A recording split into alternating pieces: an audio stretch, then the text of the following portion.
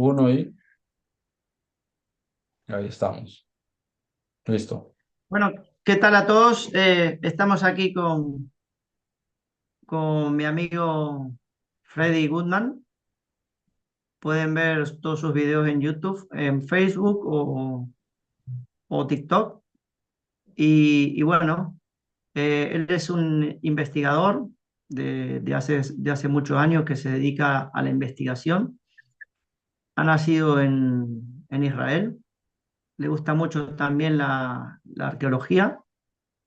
Ha escrito varios libros y bueno. Vamos a pedir una opinión acerca de este personaje que aparece en la Biblia, que visita a Abraham y el cual le da los diezmos.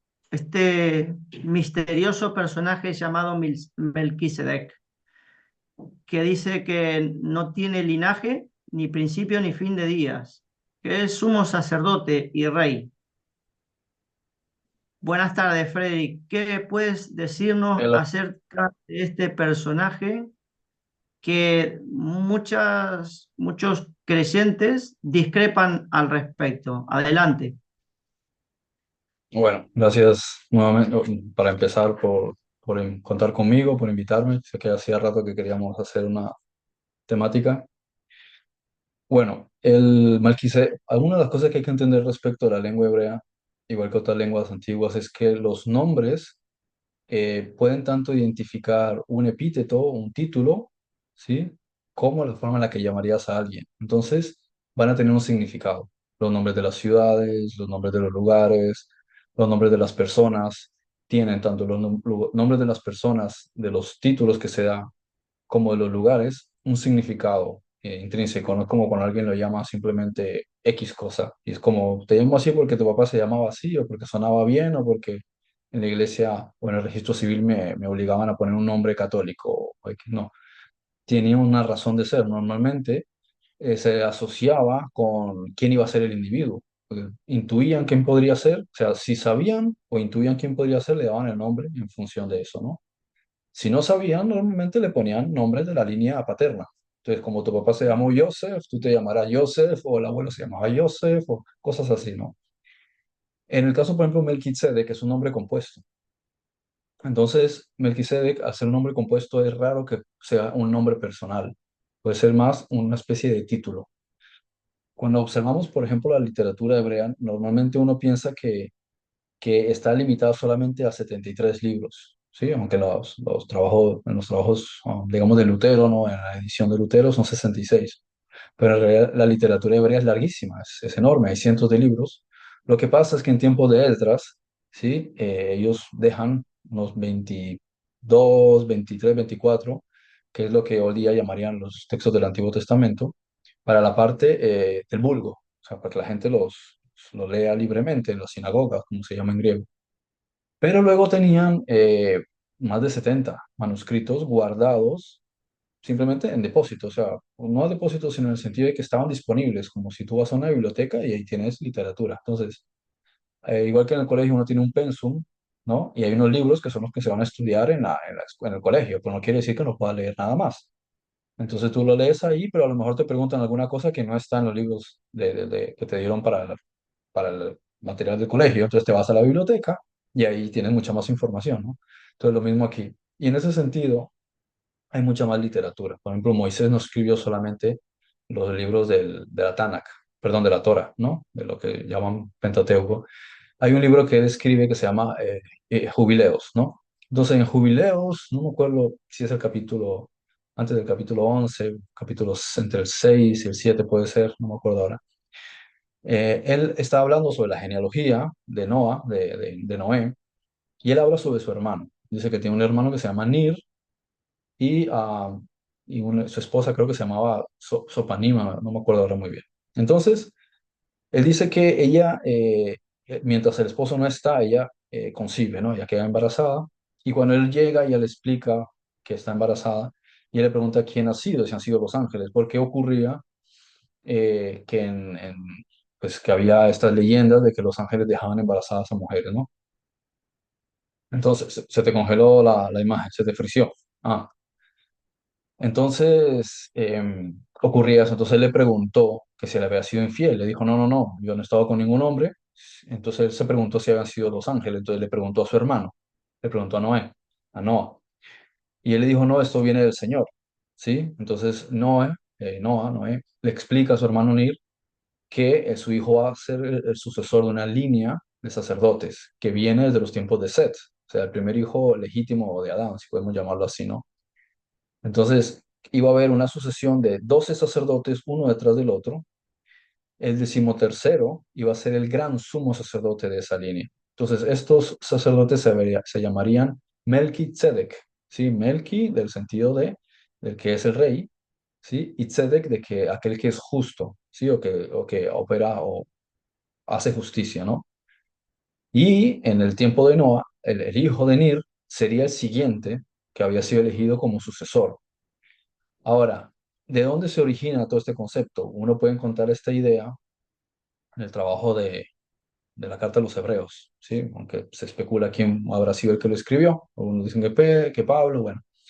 La cuestión es que el que sea que escribe y que habla sobre estos temas menciona a un Melquisedec que no tiene principio de días, ¿sí? O sea que a saber si es sempiterno, que no tiene padres, es decir, que no es un mortal. Entonces, da a entender que el concepto de Melquisedec no es originario de la tierra. O sea, se instaura aquí como una serie de representantes de esa línea, igual como más adelante aparece otra línea de sacerdotes de menor rango, por así decirlo, que son los hijos de Aarón, ¿sí? La línea de Levi, ¿no? Entonces, o sea, de la línea de Levi, perdón, de los hijos de Levi, de lo que es la línea de Aarón. Entonces, de donde se van eligiendo sacerdotes y de entre ellos un sumo sacerdote. Entonces, se puede entender que se toma la imagen de la línea de sacerdotes de Melquisedec para establecer la de los israelitas, que sería de los hijos de Levi. Entonces, en realidad está tomando una copia de algo que es superior, mayor y anterior para aplicarla al pueblo de Israel.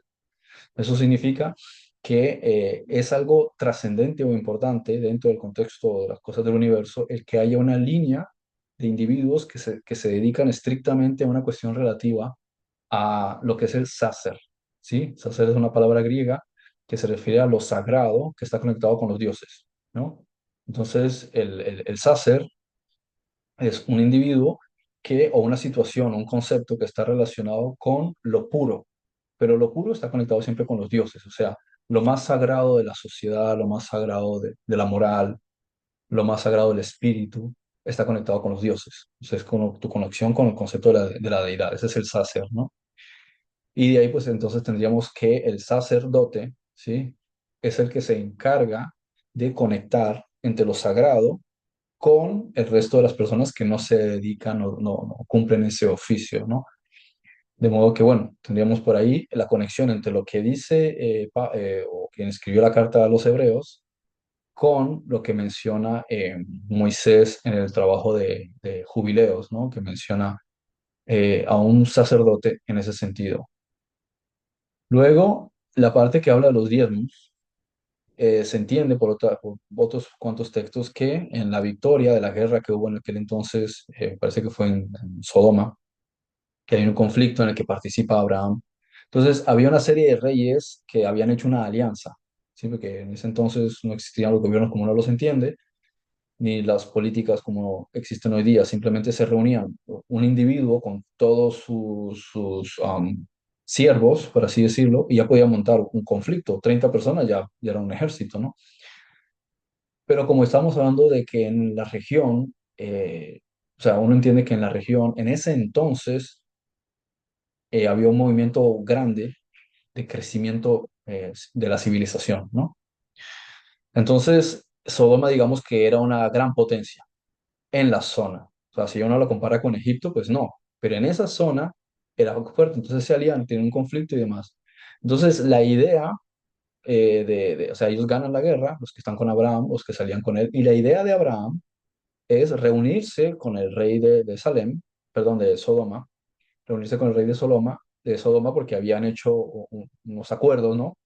Entonces reunirse y él darle una parte del botín, ¿no? Es como una forma pues, de agradecimiento por la participación o como honra, o sea, es decir, es una forma natural de ellos, de los pueblos, de fortalecer sus tratos, ¿no? Los acuerdos, a veces se casaban, ¿no? Cuando alguna mandaba a su hija y se casaban, etcétera. Entonces, una forma de decir cómo fortalecemos nuestro vínculo, pues, tipo, que sea con sangre, que sea con oro, que sea con especias o con tierras, ¿sí? Algo que dé a entender que lo nuestro no es simplemente de palabras, sino que realmente estamos comprometidos tu reino o tu clan con el mío. Y cuando Abraham se disponía a llevar el botín a este individuo, aparece en su camino deliberadamente Melquisedec. ¿Por qué? Porque le está dando a entender a Abraham que no le va a dar honra a ningún rey en la tierra, sino que tiene que seguir la legitimidad de a quién le rinde cuentas él, porque Abraham había abandonado a su padre que era sacerdote. O sea, el padre de Abraham ya era sacerdote, ¿sí? Él era, se llama Taré, pero en realidad el nombre es Tega. Entonces, Tega ya era sacerdote, pero era sacerdote de ciertos dioses de Babilonia. No me acuerdo si le rendía culto a Marduk o a Inanna, no me acuerdo ahora. Entonces, el padre no estaba siguiendo la línea de su familia, porque dentro de la familia de Abraham, si uno se va a la ascendencia, encuentra, ¿sí?, que hay quienes estaban dedicados al sacerdocio, porque ya había venido a venir, pero no me acuerdo si por esa línea había alguien más que era el sucesor. Entonces, es una forma de reconectar con tus raíces y decirle, tú fuiste llamado desde Ur Kasdim, sí, Ur de los Caldeos, para que vinieses a esta tierra de Padam Aram, sí, en Aram, para una razón en concreto. Entonces tú no te puedes, ¿cómo se dice?, subyugar a ese tipo de reyes, porque se supone que tienes que haber un rey encima de ellos. Pero como para Abraham en ese sentido no había un sentido de qué otro rey va a haber. Sí, sí está los reyes que hay en la región de Babilonia, Erech y todos esos, y los que están aquí, o los reyes de Egipto, ¿qué otro rey voy a tener yo sobre mí? Si yo no soy rey, si a él nadie lo proclamó por rey. Entonces, es una forma de decir, a ver, entendemos cómo funciona este concepto, ¿no? Sobre la monarquía, sobre los reyes y los dueños de las tierras, porque Abraham no llegó a exigir una tierra, él fue allá a comprarla. Quiere decir que fue en calidad ¿cómo es? De agricultor, ¿sí? De un cabrero, ¿sí? Que cuidaba sus rebaños, no fue en calidad de nada más, nunca presumió ni nunca se le dijo que él fuese heredero de alguna especie de linaje noble. Entonces, como de todo eso se entiende, y el derecho de herencia y el derecho de reinar y todas esas cosas, entonces viene alguien en representación de este concepto que sea, que tenga un título de rey, ¿sí? Y que al mismo tiempo también siga con una parte sacerdotal. Y esa es una de las partes donde, ¿qué hace? Le permite a Abraham sujetarse a una monarquía, ¿sí? Entonces, el hecho de que Abraham se sujeta a una monarquía significa que él no tiene que rendirle cuentas a ningún otro rey y que si surge algún problema, él se va a defender con esta monarquía, o sea, este rey le va a defender. ¿Qué es lo que él interpreta? Que esta monarquía no está representando un reinado en la tierra, sino que está representando un reinado que está fuera de la tierra, por tanto, tiene mayor jurisdicción y cobertura que los reyes de la tierra. Eso es lo que él entendería, porque uno dice, ah, se le apareció y comieron y tal, pero si comieron quiere decir que tuvieron una conversación, porque la comida era para estrechar lazos, eso es una cuestión de mucha confianza personal. Entonces, ¿qué habrán estado hablando? O sea, uno pensará, imagínate si estuvieron hablando 4 o 5 horas la cantidad de cosas que le estaría contando, pero ahí no te lo cuentan. No te lo cuentan en Jubileo, no te lo cuentan en el libro de Yacer, no te lo cuentan en el libro de Barashit, de Génesis. Y uno dirá, ¿de qué habrán estado hablando y cuántos días habrán quedado? Porque también te dice que se encontraron, pero tú no sabes si a lo mejor lo invitó a que pasara la noche ahí, ¿no? Entonces hay mucho que hablar. Entonces, bueno, esto es una parte importante entender. La parte, por ejemplo, en el caso de la monarquía, Abraham se siente en ese sentido con una cobertura, ¿sí? Y al sentir que tiene una cobertura y que el tipo con el que está hablando es rey, que algunos decían que era Adonisedec, pero me parece que es una mala interpretación, ¿sí? Este tipo que es un rey, lo que él entiende es que si es rey y si está representando al Dios superior, que hay, o sea, no solamente que sea un sacerdote del Dios superior, sino que al mismo tiempo también es un rey en calidad no sé, de que cómo se le pareció a él, no, es que no hay más detalles. Pero él lo que entiende es, vale, si es rey, entonces yo le tengo que dar tributo. Por un lado, tengo que darle tributo porque es rey, ¿sí? Y Sí, por otro lado es y dice, sacerdote. Entonces, si es sacerdote, también no, hay que darle la décima parte, porque el eso, acuerdo de la décima parte es anterior, el viejo. eso, lo interesante que dice, ciertamente hombres mortales, mortales dan el diezmo aquí en la tierra, pero uno de quien toma nombre en los cielos es el que lo recibe. ¿Lo dice? ¿De quién se da Mm. testimonio de que De que vive? vive. Sí. A ver, cuando se da testimonio, ¿quién es el que da testimonio?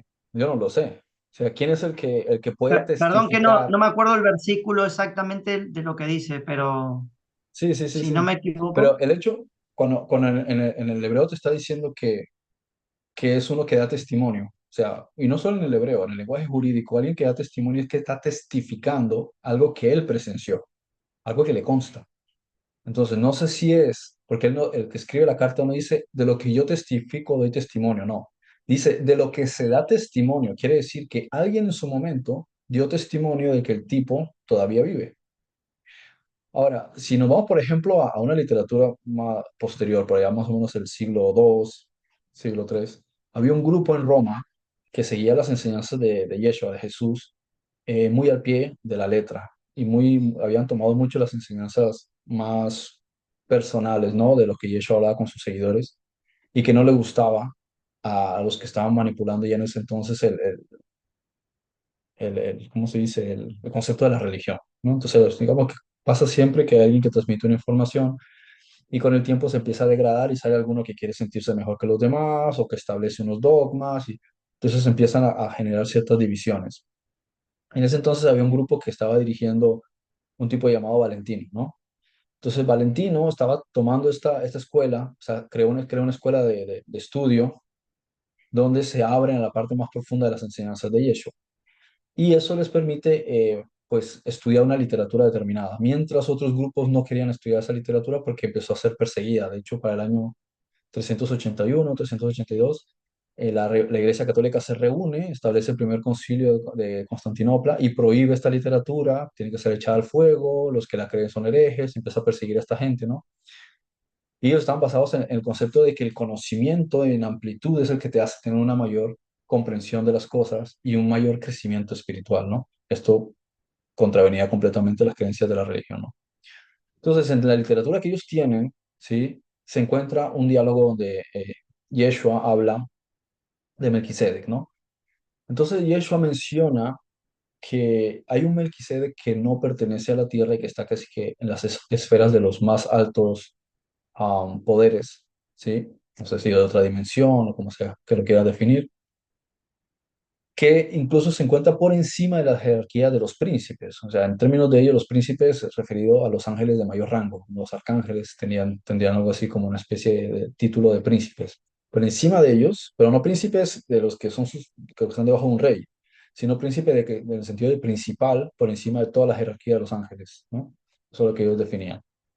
Entonces, él está a las alturas prácticamente del propio Yahweh, ¿no? Al que llaman Jehová, ¿no? Y en ese ranking, perdón, en esa línea de mando, por así decirlo, hablando en términos militares, en esa jerarquía se encuentra ese Melquisedec y dice que ese tipo existe desde principios de este universo, o sea, es muy anterior a todos los tiempos y que él gestiona asuntos muy importantes que tienen que ver con los mundos, ¿no? Eso por un lado. Luego también hay algunas menciones a Melquisedec también en las cuevas del Qumran, pero son un poco más ambiguas, ¿sí? Y hay alguno que otro en los tratados de Nag Hammadi, pero también son, muchas partes están fragmentadas y tienes casi que interpretar, pero más o menos lo que puedo compartir respecto de esto. claro, porque si hay una orden sacerdotal de aquí abajo de la tierra, según la línea de Aarón, una orden. Una orden cuando tú miras en un reino, mm, ¿qué es una orden? Dice que son individuos en un mismo estatus, en una misma condición, que son todos iguales, es una orden. ¿Cuál es esa orden que procedía Melquisedec, que no era de la orden de Aarón? Ahí está un poquito más claro, ¿no? Sí, exacto. Exacto, te lo está diciendo. Es que lo que estás definiendo es que por eso es tan importante que uno revise el significado de las propias palabras, porque se dice fácil la orden de Aarón, pero ¿qué es la orden? Cuando te dicen la orden del Opus Dei, la orden de los jesuitas, ¿qué es esa orden? Los francmasones tienen su propia orden, o sea, un ordenamiento que se sigue a un protocolo. Sí, es como la palabra hebrea ceder. Ceder es orden, o sea, por ejemplo, el ceder del Pesaj. ¿Cuál es el ceder del Pesaj? El ordenamiento para hacer la Pascua. Entonces las cosas van a ir así, hay un protocolo, se sigue esto así, así. Por tanto, no es simplemente una persona que dice, ah, yo quiero vivir en una cueva y pasármela orando. No, como me subo a un monasterio y me visto de anaranjado, me rasuro la cabeza y no me dedico sino a estar en paz. No, porque hay un ordenamiento, hay un protocolo, qué es lo que vas a hacer y cuál es la función para la cual tú eres ordenado para eso. O sea, hay un orden, de ahí viene la palabra, que es importante entenderla. Si analizamos el caso, por ejemplo, sea literal o no, de la esposa de Nir, ¿no? Que ella queda embarazada. ¿Quién es el padre? ¿Sí? Si ella dice que concibió por un ser superior que llegó a ella y ella quedó embarazada, y Noé le explica a su hermano que eso viene del reino de arriba, ¿no? Entonces, quien pone la semilla eh, es esa semilla o el cromosoma que sea, ¿sí? O los cromosomas, los genes, proceden de un linaje superior que está estableciendo en la Tierra una conexión. Y lo mismo pasa con Yeshua, porque después ocurre que una cosa que se le explica, me parece que es a Moisés, que después de X tiempo iba a venir otro sucesor. Entonces, cuando uno hace el cálculo, ¿sí? De los diferentes sucesores sacerdotales del Melquisedec, el decimotercero, que siempre es el sumo sacerdote, coincide con el periodo del Imperio Romano, ¿no? Entonces, se está hablando de que es precisamente alguien que procede de un linaje sacerdotal. Y si uno observa que estamos hablando no desde el punto de vista legal, ¿sí? Sino desde el punto de vista genético, que viene el linaje, viene de progenie, de los genes, observas que el abuelo biológico, ¿sí? Abuelo biológico, o sea, a través de la madre, de Yeshua, Joaquín, era sacerdote del templo, bien, era levita.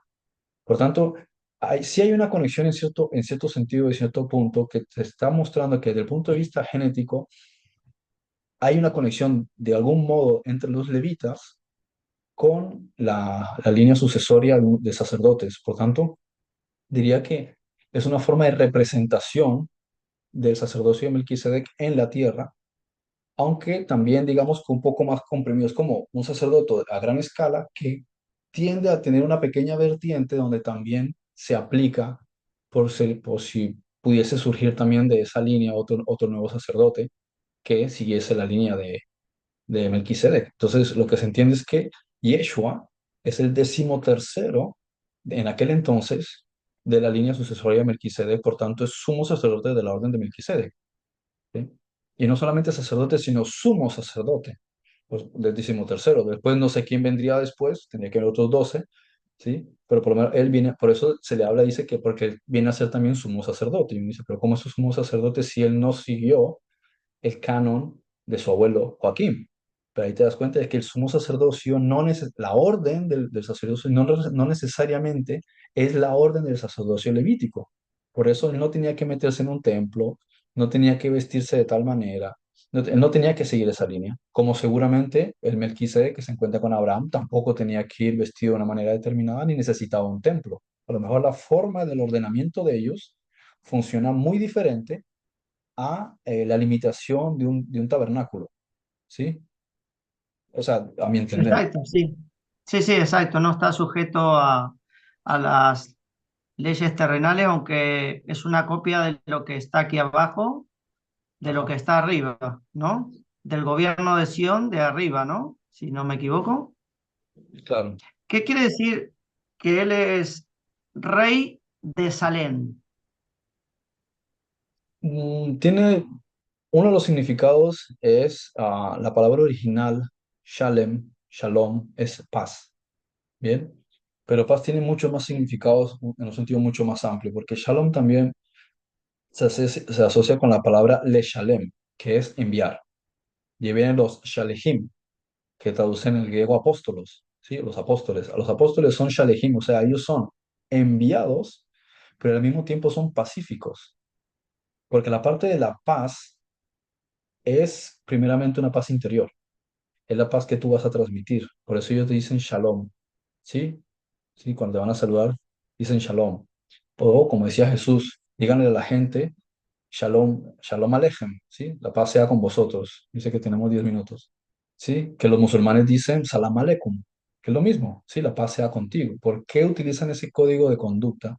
Si directamente lo que te está diciendo es que sea lanzado o sea enviado hacia ti este espíritu de paz interior y de paz entre todos nosotros, porque la paz es la base, ¿sí? De la que es la presencia del Supremo Creador, la paz. Bien, ese es el código, uno de los aspectos más importantes donde tú vas a reconocer quién viene con qué espíritu, si su espíritu viene con el espíritu de la paz. ¿Sí? Cuando tú ves su comportamiento, su actitud, tú te das cuenta cuál es el espíritu que reina en él, que parte del dominio propio. ¿Sí? Y parte del dominio propio y de la autodisciplina. Ahí reconoces que alguien está en una orden, ¿sí? Del dominio propio, porque tiene una paz interior, sabe controlar sus impulsos, hay una energía, vibra de una manera determinada, tiene un comportamiento. Otro aspecto es que para materializar y ejemplificar esto, establecen un lugar en la tierra. Y ese sitio se le llamaba Shalem o Ursalim. Cuando los jebuseos toman control de esa región en el tiempo de Canaán y de los amorreos, ellos llaman a ese lugar Jebús. Pero cuando lo retoman los israelitas, ellos lo llaman Jerusalén. ¿Sí? ¿Y qué es Jerusalén? Es lanzar a la paz, siendo que Yashalim es algo del Shalem, de enviar. Entonces, básicamente es que la paz interior que tiene una persona tiene que ser transmitida a través de su comportamiento y de sus acciones, porque eso llega auto y se repliega, y en eso se manifiesta quiénes son los hijos del Creador, a través de la paz que transmiten. Y ese es el símbolo en realidad original de Jerusalén, y por qué su centro es Sion. Sí, entonces tú vas a encontrar que todos estos significados no es porque suena bonito, como alguna dice, este que es un sionista, y ni siquiera saben qué significa, que no es otra cosa sino amar el querer estar en tu lugar, pues, tu homeland, tu hogar, ¿sí? Tu patria, que es pues como centro. ¿No? Entonces tienes Sion, que es el monte Moria, tienes Jerusalén, luego tienes Judá, luego tienes Israel, y te vas dando cuenta que tú sigues expandiéndote y llegas al territorio de la tierra y del universo, pero siempre desde dentro hacia afuera, teniendo el centro. ¿Y cuál es el centro? Mi paz interior. Me dice Yeshua, ¿dónde encuentras al Padre si no es en el lugar secreto, cerrada la puerta, donde nadie te escucha? Y dice, ¿el lugar secreto? ¿Qué lugar secreto tiene uno? Cuando estás en silencio, a oscuras, calladito, ahí es donde encuentras al Padre, en el interior. Ese es el Shalem. ¿Sí?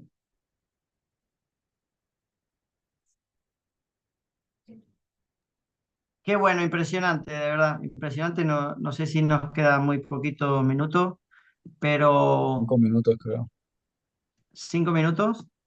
Creo que Si sí, quieres ya. añadir algo más en 5 minutos, me ha dejado boquiabierto. Ha sido tremenda la No sé. información. Sí, que No sé, después ¿qué de alguna cosa que tantísimo. quieras comentar tú? No, bueno, podemos hacer una segunda parte acerca de Melquisedec. Muy interesante y muy lógico todo lo que dices. Es un lenguaje que se entiende bastante bien.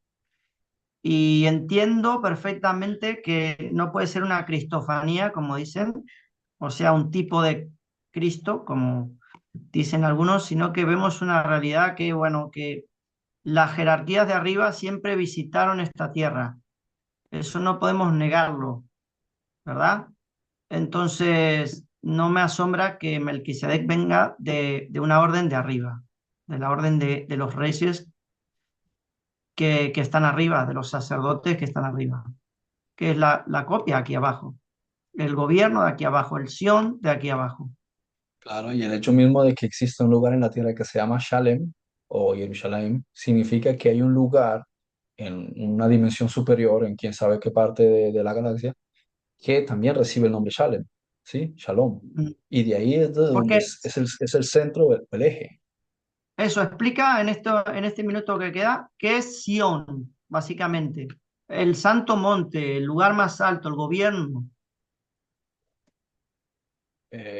Sí, de todas maneras, la etimología, ahora mismo no me acuerdo de la etimología de la palabra, pero básicamente era como se llamaba a la fortaleza, a una fortaleza que estaba en lo alto ¿cómo se llama? Voy a ver si encuentro aquí la etimología, porque ahora mismo no me acuerdo cualquiera que lo Bueno, usaba. si no Sí, lo dejamos para la segunda parte, ¿qué te parece? sí, sí, sí, porque la ¿Lo etimología dejamos no me para la acuerdo lo segunda que significa. parte? Sí, pero ese Bueno, él pues es una fortaleza que había en el Monte Moria. buenísima la información, buenísimo, de verdad. Me ha encantado la reunión.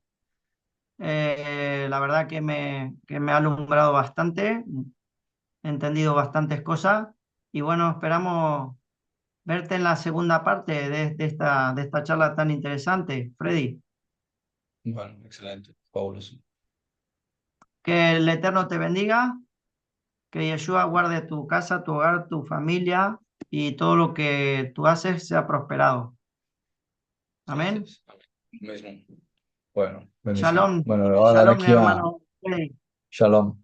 Shalom. Le doy aquí a parar la grabación.